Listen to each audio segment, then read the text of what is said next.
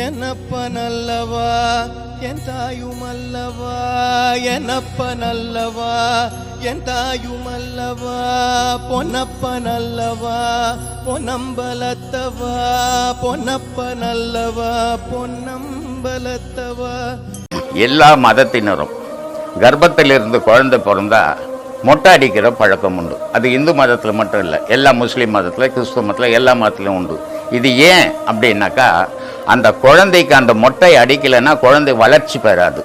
அது கர்ப்பத்தில் இருக்கிற அந்த நீரில் வளர்ந்த முடி, அது அந்த முடியை மொட்டை அடித்தா தான் அந்த குழந்தையினுடைய உடல் ஆரோக்கியமாக இருக்கும், வளர்ச்சி பெறும். அதுக்காக இது செய்கிறது. இந்த குழந்தை பிறந்த உடனே அந்த குழந்தை பிறந்த பெண்ணுக்கு குறைஞ்சது ஒரு 10 நாள் அந்த தீட்டு போய்க்கினே இருக்கும்.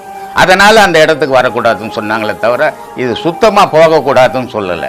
அப்புறமா குழந்தைய தூக்கின்னு போய் கோயிலில் பேரே வைக்கிறாங்க, கோயிலில் எல்லா அபிஷேகம் பண்ணுறாங்க. இப்போ நம்ம கோயிலில் கூட எடைக்கு எடை போட்டு கொடுத்தாங்க, சின்ன குழந்தை எடுத்துன்னு இது எல்லாரும் செய்வாங்க. அந்த 10 நாள் அந்த தீட்டு போகிற காலத்தால் சுத்தம் இல்லாத கோயிலுக்குள்ளே வரக்கூடாது. ஏன்னா கோயிலுன்றது ஒரு புனித இடம். அந்த இடத்துக்கு அசுத்தமாக வரக்கூடாதுன்றதுக்காக இப்படி சொல்லி வச்சிருக்காங்க. கண்ணாடியில் இருக்கும் அழுக்கு எப்படி நம் முகத்திற்கு சொந்தம் இல்லையோ, அதைப் போலவே நம்மை பற்றிய மற்றவரின் எண்ணமும் சிந்தனையும் நமக்கு சொந்தமில்லை. மனசாட்சிக்கு நீ உண்மையாக இருந்தாலே போதும். கண்ணாடியில் இருக்கும் அழுக்கு எப்படி நம் முகத்திற்கு சொந்தம்